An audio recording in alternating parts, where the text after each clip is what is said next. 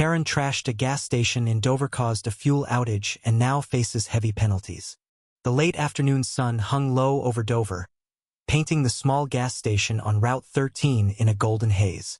Karen Miller, 46, stormed out of her SUV, her face twisted with rage. She'd been waiting in line for 20 minutes, and the clerk, barely out of high school, had just announced the pumps were running dry.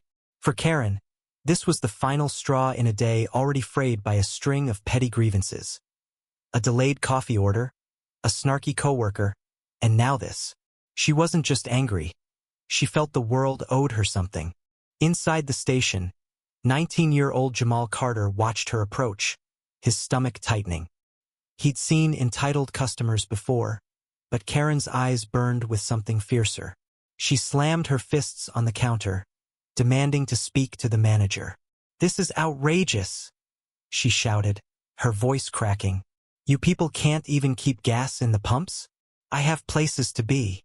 Jamal, calm but firm, explained the delivery truck was delayed, a supply chain snag beyond his control. Karen didn't care. She wanted fuel, and she wanted it now. The argument spilled outside, drawing a crowd. Karen, fueled by her own indignation, grabbed a wrench from her trunken odd choice for a woman who claimed she just needed gas.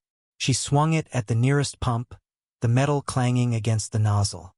Gasoline sprayed, soaking her shoes. The crowd gasped. Some pulled out phones, filming. Jamal rushed out, pleading, "Ma'am, stop. You're gonna hurt someone." But Karen was beyond reason. She swung again, toppling the pump. Fuel gushed onto the pavement, a shimmering, dangerous pool. Drivers in line erupted. A trucker named Roy, burly and red-faced, yelled, "Lady, you're screwing us all." A mother with kids in her minivan screamed about being stranded. Karen turned on them, unyielding. "You don't get it," she spat. "I'm standing up for what's right." Her words rang hollow as the station's alarms blared, signaling a shutdown. Dover's only gas station was now a hazard zone, and the town faced days without fuel. Then came the twist. An elderly woman, Miss Clara, stepped from the crowd. She was a local fixture, known for her quiet kindness and sharp memory. "Karen Miller," she said, her voice cutting through the chaos.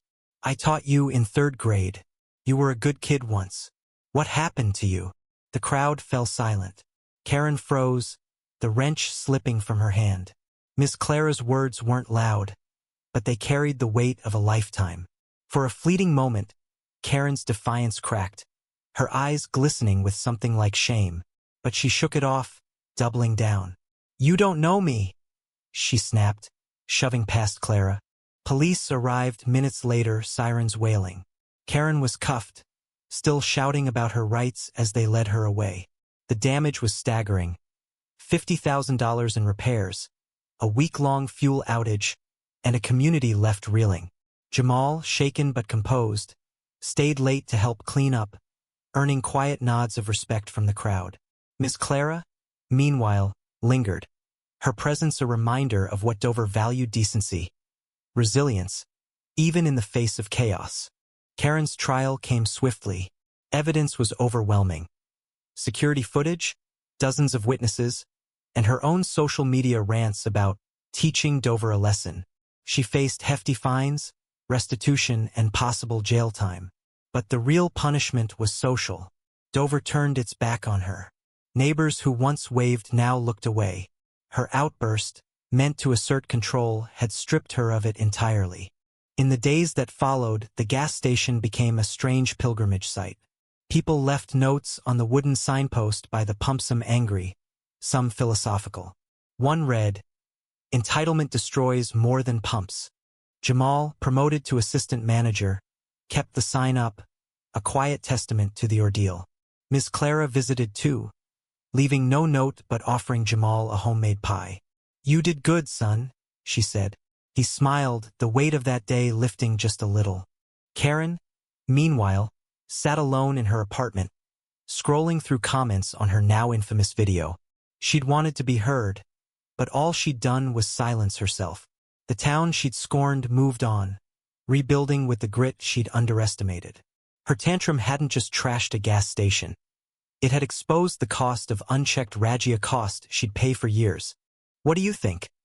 Was Karen's outburst a cry for help, or a selfish act that deserved its consequences? Share your thoughts on justice and community below.